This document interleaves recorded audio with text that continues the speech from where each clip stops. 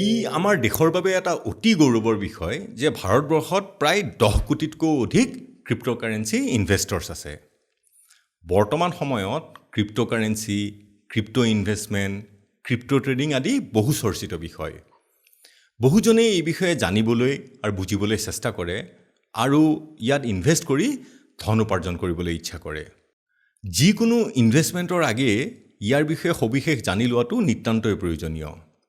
এই খণ্ডটিৰ আগেও আমি প্ৰাসংগিকত ক্ৰিপ্ট'কাৰেঞ্চি বিষয়ে এটা ডিটেইল ভিডিঅ' আগবঢ়াইছিলোঁ। যিসকলে সেই ভিডিঅ'টো চোৱা নাই তেওঁলোকক পুনতে ভিডিঅ'টো সম্পূৰ্ণকৈ চাই ক্ৰিপ্ট'কাৰেঞ্চি বিষয়টো ভালদৰে বুজি ল'বলৈ অনুৰোধ জনালোঁ। আজিৰ খণ্ডটিত আমি ক্ৰিপ্ট'কাৰেঞ্চিত বিনিয়োগৰ বিষয়ে ষ্টেপ বাই ষ্টেপ বুজিবলৈ চেষ্টা কৰিম। আগলৈও আমি বিভিন্ন প্ৰকাৰৰ ক্ৰিপ্ট'কাৰেঞ্চি আৰু সেইবোৰত বিনিয়োগ কৰা, তাৰ পৰা উপাৰ্জন কৰাৰ কিছুমান স্পেচিফিক ভিডিঅ' প্ৰস্তুত কৰিম। চেনেলটো ছাবস্ক্ৰাইব কৰি থ'লে তেনে ভিডিঅ'ৰ ন'টিফিকেশ্যন আপুনি পাই থাকিব পাৰিব। শ্বেয়াৰ, ষ্টক, বণ্ড আদিত ইনভেষ্ট কৰাৰ দৰেই ক্ৰিপ্ট'কাৰেঞ্চিত ইনভেষ্ট কৰাৰ আগেয়ে কিছুমান অতি গুৰুত্বপূৰ্ণ পদক্ষেপৰ প্ৰয়োজন। নিজৰ ধন বিনিয়োগ কৰাৰ আগেয়ে ধনৰ সুৰক্ষাৰ প্ৰতি সজাগ হ'ব লাগিব। অন্যান্য ইনভেষ্টমেণ্টৰ দৰেই ক্ৰিপ্ট'কাৰেঞ্চি ইনভেষ্টমেণ্ট এটা ছিৰিয়াছ ছাবজেক্ট। ইয়াক উপৰুৱাভাৱে কৰিলে নহ'ব। ইয়াৰ বাবে ধনৰ লগতে পৰ্যাপ্ত সময় আৰু সঠিক সিদ্ধান্ত ল'ব পৰাকৈ সকলোবোৰ কথা ভালদৰে জানি বুজি লোৱাৰ প্ৰয়োজন। ক্ৰিপ্ট'কাৰেঞ্চি যে ভৱিষ্যতে প্ৰধান কাৰেঞ্চি ব্যৱস্থা হ'ব তাত আজি কোনো সন্দেহ নাই। কিন্তু ক্ৰিপ্ট'কাৰেঞ্চিত ইনভেষ্ট কৰা জুৱা খেলৰ দৰে নহয়। ইনভেষ্টমেণ্টৰ আগতে কিছু ৰিচাৰ্চ কৰাৰ প্ৰয়োজন। আপুনি যদি নিজে ৰিচাৰ্চ কৰিবলৈ নিবিচাৰে আৰু আনৰ উপদেশ শুনি লাভ কৰাৰ কথা ভাবিছে তেন্তে ইয়াৰ পৰা হয়তো আপুনি অলপ অচৰব উপাৰ্জন কৰিব পাৰিব। কিন্তু যদি ইয়াক আপুনি উপাৰ্জনৰ এটা ঘাই পথ হিচাপে গঢ় দিব বিচাৰে তাৰ বাবে আপুনি অলপ কষ্ট কৰিব লাগিব। এনে ক্ৰিপ্ট'কাৰেঞ্চি ৰিলেটেড ভিডিঅ'বোৰে আপোনাক আপোনাৰ বাবে প্ৰয়োজনীয় তথ্য, ইনভেষ্টমেণ্ট ৰিলেটেড নতুন নতুন খবৰ, বজাৰৰ ট্ৰেণ্ড আদিৰ বিষয়ে অৱগত কৰিব পাৰে। আপুনি যদি ক্ৰিপ্ট'কাৰেঞ্চিক ছিৰিয়াছলি লয় ইয়াৰ পৰা আপুনি যিকোনো এজন ভাল ব্যৱসায়ী বা এজন ভাল চাকৰিয়ালৰ উপাৰ্জনতকৈও বেছি উপাৰ্জন কৰাৰ সম্ভাৱনা আছে। যিকোনো এটা ক্ৰিপ্ট'কাৰেঞ্চিত ইনভেষ্ট কৰাৰ আগতে প্ৰথম কামটো হৈছে সেই পাৰ্টিকুলাৰ ক্ৰিপ্ট'কাৰেঞ্চি যেনে ধৰক বিটকইন বা ইথেৰিয়াম বা টিথাৰ, সেই পাৰ্টিকুলাৰ ক্ৰিপ্ট'কাৰেঞ্চিটোৰ বিষয়ে কেইটামান কথা ভালদৰে জানি লোৱাত। পোনপ্ৰথমতেই জানিব লাগিব যে এই ক্ৰিপ্ট'কাৰেঞ্চিটো কোন প্ৰকাৰৰ। যিকোনো এটা ক্ৰিপ্ট'কাৰেঞ্চি মূলতঃ দুই প্ৰকাৰৰ হ'ব পাৰে, কইনছ বা টোকেনছ। ক্ৰিপ্ট'কইনছ হৈছে কিছুমান কম্পিউটাৰ ব্যৱহাৰ কৰি প্ৰস্তুত কৰা কোড, যিকোনো এছেট, কনচেপ্ট বা প্ৰজেক্টক প্ৰতিনিধিত্ব কৰে। তেনে কম্পিউটাৰ কোডত থকা এছেট, কনচেপ্ট বা প্ৰজেক্ট হয়তো টেঞ্জিবল বা ভাৰ্চুৱেল অথবা ডিজিটেল হ'ব পাৰে। ব্যৱহাৰ অনুসৰি ইয়াক বেলেগ বেলেগভাৱে মূল্যায়ন কৰা হয়। ক্ৰিপ্ট'কাৰেঞ্চি উদ্ভাৱনৰ সময়তে এনে ক্ৰিপ্ট'কইনছ নিৰ্মাণ কৰা হৈছিল আৰু ইয়াৰ মূল উদ্দেশ্য আছিল যাতে ভৱিষ্যতে ইয়াক যিকোনো সাধাৰণ মুদ্ৰাৰ দৰেই লেনদেনৰ বাবে ব্যৱহাৰ কৰিব পাৰি। বিটকইনৰ বাহিৰে বাকীবোৰ ক্ৰিপ্ট'কইনছক সমূহীয়াকৈ অল্ট কইনছ বুলিও কোৱা হয়, মানে বিটকইনছৰ অল্টাৰনেটিভ অল্ট কইনছ। ক্ৰিপ্ট'কাৰেঞ্চিবোৰ টকা, ডলাৰ, ইউৰো বা য়েনৰ দৰে ফিয়েট মুদ্ৰা নহয়।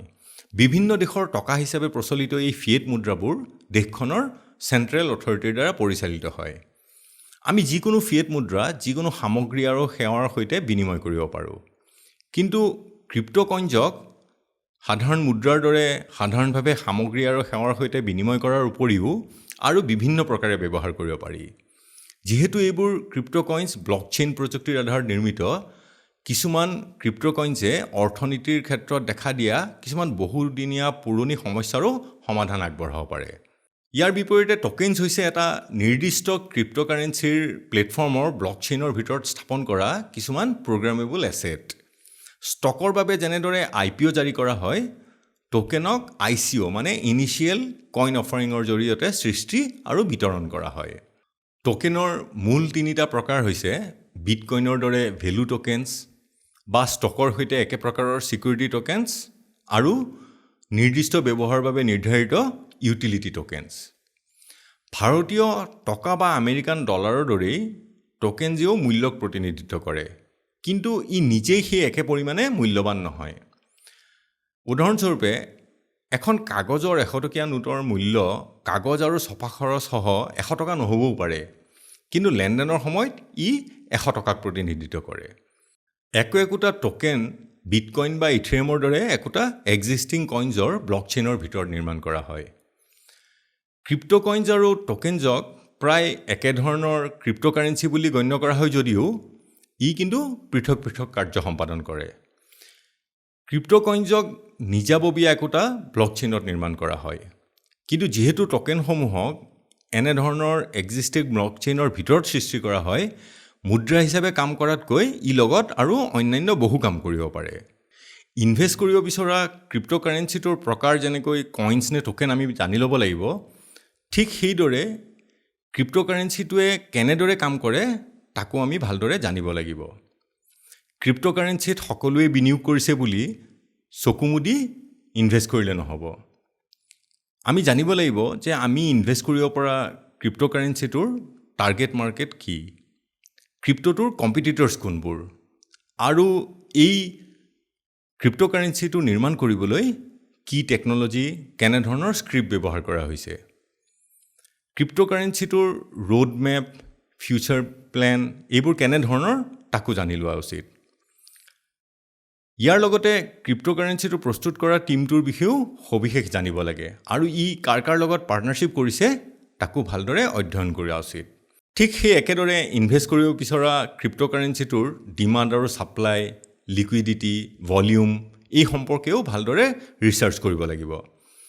আমি coinmarketcap.com এই ৱেবছাইটটোলৈ গৈ ক্ৰিপ্ট'কাৰেঞ্চিটোৰ প্ৰাইচেছ, ৰেংকিং, মাৰ্কেট, গেইনাৰ্ছ, লুজাৰ্ছ এই বিষয়বোৰ ভালদৰে জানি ল'ব পাৰোঁ। এনেদৰে ৰিচাৰ্চ কৰাৰ পাছত যিটো সিদ্ধান্ত আগতীয়াকৈ লোৱাৰ প্ৰয়োজন সেইটো হৈছে আমি কি পৰিমাণৰ টকা হাই ৰিস্কত লগাব পাৰোঁ আৰু কেনে পৰিমাণৰ টকা ল' ৰিস্কত লগাব লাগে। ইয়াক কোৱা হয় ৰিস্ক এপেটাইট। অবভিয়াছলি হাই ৰিস্কে যেনেদৰে হাই ৰিটাৰ্ণ প্ৰদান কৰিব, ল' ৰিস্কে ল' ৰিটাৰ্ণ প্ৰদান কৰিব। মিউচুৱেল ফাণ্ডৰ এডভাৰটাইজমেণ্ট চাওঁতে আপুনি নিশ্চয় এটা ৰেগুলেটৰী ডিছক্লেইমাৰ দেখিছে, য'ত কোৱা হয় যে mutual fund investments are subject to market risk. So' read all scheme related documents carefully. সকলো প্ৰকাৰৰ ইনভেষ্টমেণ্টৰ দৰেই ক্ৰিপ্ট'কাৰেঞ্চি ইনভেষ্টমেণ্টতো নিশ্চয় ৰিস্ক আছে। আমি অনুসন্ধান কৰি বুজিব লাগিব যে হাই ৰিস্ক ক্ৰিপ্ট'কাৰেঞ্চি কোনবোৰ আৰু হাই ৰিটাৰ্ণ দিয়া ক্ৰিপ্ট'কাৰেঞ্চি কোনবোৰ। ইয়াৰ লগতে ক্ৰিপ্ট'কাৰেঞ্চি ফ্লাকচুৱেট কৰে কেনেকৈ এই বিষয়েও জনাৰ দৰকাৰ। ইয়াৰ ফ্লাকচুৱেশ্যন পেটাৰ্ণ কেনেকুৱা তাক জানিবলৈ কৰিবলগীয়া কামটো হৈছে মাৰ্কেট অবজাৰ্ভ কৰা। বেলেগে ক'ত কিমান ইনভেষ্ট কৰিছে তাৰ ভিত্তিত বিনিয়োগ নকৰি সম্পূৰ্ণ মাৰ্কেট ট্ৰেণ্ড নিজে অধ্যয়ন কৰি শিকি ল'ব লাগে। এনে কৰিলে নিজে লাভজনক উপাৰ্জন কৰাৰ উপৰিও ভৱিষ্যতলৈ এজন ক্ৰিপ্ট'কাৰেঞ্চি ইনভেষ্টমেণ্ট এক্সপাৰ্ট স্বৰূপে আপুনি আনকহে উপদেশ দিব পাৰিব। ক্ৰিপ্ট'কাৰেঞ্চিত ইনভেষ্ট কৰিবলৈ ইনভেষ্টমেণ্ট টিপছ বিচাৰি ফুৰাতকৈ টেকনিকেল এনালাইচিছ কৰিবলৈ আৰম্ভ কৰক। দেখিব ভবাতকৈ বহু আগতেই আপুনি অতি সঠিকভাৱে মাৰ্কেট প্ৰেডিকশ্যন কৰিব পৰা হৈছে। এই কথাবোৰ শিকিবলৈ বা বুজি ল'বলৈ কষ্ট কিন্তু মাত্ৰ এবাৰহে কৰিব লাগিব, আৰু এবাৰ বুজি গ'লে জীৱনজুৰি ইয়াৰ পৰা লাভ ল'ব পাৰিব। কেতিয়া কইনছ বা টোকেনছ কিনিব লাগে বা হাতত থকাখিনি কেতিয়া বেচিব লাগে সেইটোৱেই হৈছে ইয়াৰ ফাণ্ডামেণ্টেল কথা। এইটো কৰিবৰ বাবে বহু ধৰণৰ টুলছ আছে, আমি মাত্ৰ এই টুলছবোৰৰ ব্যৱহাৰ শিকিব লাগে। আপুনি ইউটিউব চাৰ্চ কৰি কেণ্ডেলষ্টিক পেটাৰ্ণ কি, মুভিং এভাৰেজেছ কি বা বলিংগাৰ বেণ্ড কি এইবোৰ অধ্যয়ন কৰি এনালাইচিছ কৰিবলৈ শিকক। কি পৰিস্থিতিত ক্ৰিপ্ট'কাৰেঞ্চিৰ ডাইৰেকশ্যন, পেটাৰ্ণ, ট্ৰেণ্ড আদি সলনি হয় এবাৰ বুজি গ'লেই আপুনি জানিব পাৰিব মাৰ্কেট কিয় আৰু কেতিয়া উঠা নমা কৰে। ইউটিউব চাৰ্চ কৰিলে আপুনি হয়তো এনে বহুতো ভিডিঅ' পাব য'ত ক'ত ইনভেষ্ট কৰিব লাগে সেই বিষয়ে উপদেশ দিয়ে। ঔষধ বেচিবলৈ বিচৰা লোক এজন ভাল ফাৰ্মাচিষ্ট বিচাৰি এখন ফাৰ্মাচী খুলি ল'লেই হ'ল, কিন্তু এখন প্ৰেছক্ৰিপশ্যন লিখিবৰ বাবে এটা মেডিকেল ডিগ্ৰী লাগে।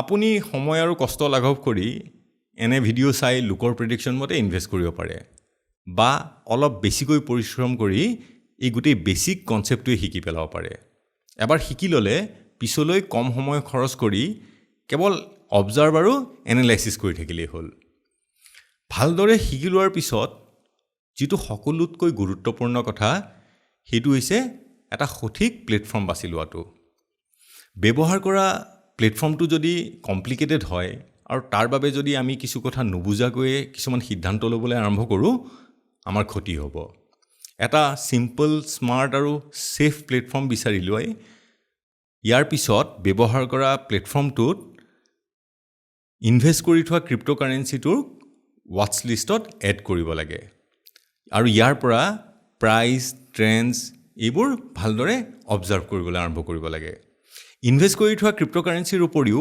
ভৱিষ্যতলৈ ইনভেষ্ট কৰিব বিচৰা ইণ্টাৰেষ্ট থকা ক্ৰিপ্টোকাৰেন্সিবোৰো এনে ৱাটচ লিষ্টত এড কৰি ৰাখিব লাগে ৱাটচ লিষ্টত থকা ক্ৰিপ্টোকাৰেন্সিবোৰৰ প্ৰাইচ চেঞ্জ হ'লে তাক মুহূৰ্ততে জানিবলৈ এলাৰ্ট অন কৰি নটিফিকেশ্যনৰ ব্যৱস্থা কৰি থ'ব লাগে এনে কৰিলে নিজৰ লছ আৰু ৰিস্ক দুইটাই মেনেজ কৰিব পৰা যায় ভালদৰে শিকিবলগীয়া আন এটা কথা হৈছে ৰিস্ক টু ৰিৱাৰ্ড ৰেচিঅ' পৰাপক্ষত ৰিৱাৰ্ডতকৈ ৰিস্ক সদায় কম হ'ব লাগে কিমানখিনি লাভৰ আশাত আপুনি কিমান টকা হেৰুৱাবলৈ প্ৰস্তুত সেইটো নিজে জানি ল'ব লাগিব ৰিৱাৰ্ড অধিক হ'লে ৰিস্ক লৈ লাভ আছে কিন্তু কম ৰিৱাৰ্ডৰ বাবে কোনেও হাই ৰিস্ক ল'ব নিবিচাৰে এটা ক্ৰিপ্টোকাৰেন্সিত ইনভেষ্ট কৰাৰ পিছত কৰিবলগীয়া কামবোৰৰ ভিতৰত অন্যতম হৈছে নিয়মীয়াকৈ ক্ৰিপ্টোটোৰ মোমেণ্টছ ট্ৰেণ্ডছ আপছ ডাউনছ এইবোৰ ৰেগুলাৰলি চেক কৰি থকা কিনাৰ পিছত সৰ্বাধিক লাভ তেতিয়াহে হ'ব যেতিয়া আপুনি কইনটোৰ তাৰ সৰ্বাধিক দামত বেচিব পাৰিব লাভ সৰ্বাধিক হ'বলৈ হ'লে ধৈৰ্যও অসীম হ'ব লাগিব কিছুমান অতি বুদ্ধিমান লোকেও কেতিয়াবা কম ধৈৰ্যৰ বাবে লোকচানৰ মুখ দেখিবলগীয়া হয় খৰখেদাকৈ ক্ৰিপ্টোকাৰেন্সি কিনিবও নাপায় বা বেচিবও নাপায় সিদ্ধান্তবোৰ যিমান পাৰি যুক্তিকৰ হ'ব লাগে ভাল ফল পাবলৈ গছৰ পুলিও ভাল লগাব লাগিব আৰু ধৈৰ্য সহকাৰে সেই গছৰ পুলিত পানী দি তাক ডাঙৰো কৰিব লাগিব এই সকলোবোৰ ভালভাৱে শিকি বুজি উঠাৰ পিছত ক্ৰিপ্টোকাৰেন্সিত ইনভেষ্ট কৰি আৰু সময়মতে সঠিক সিদ্ধান্ত গ্ৰহণ কৰি বহু টকা উপাৰ্জন কৰিলেও যিটো গুৰুত্বপূৰ্ণ কথা কেতিয়াও পাহৰি যাব নালাগে সেইটো হৈছে আৰু অধিক শিকাৰ বাবে থকা আগ্ৰহ আৰু বিষয়টোৰ প্ৰতি থকা আপোনাৰ কৌতূহল যিমানেই বাঢ়িব আপোনাৰ বিনিয়োগৰ ব্যৱসায়টোও সিমানেই শ্ৰীবৃদ্ধি লাভ কৰিব আশা কৰোঁ ভিডিঅ'টো চাই আপোনালোকে ক্ৰিপ্টোকাৰেন্সিত কেনেকৈ ইনভেষ্ট কৰিলে লাভৱান হ'ব পাৰি বিষয়টো সহজভাৱে বুজিব পাৰিছে ভিডিঅ'টো ভাল পালে আৰু আগলৈ অধিক স্পেচিফিক টপিক বা কইনছৰ ওপৰত ভিডিঅ' পাবলৈ প্ৰাসংগিক চেনেলটো লাইক শ্বেয়াৰ আৰু ছাবস্ক্ৰাইব কৰিবলৈ অনুৰোধ জনালোঁ ধন্যবাদ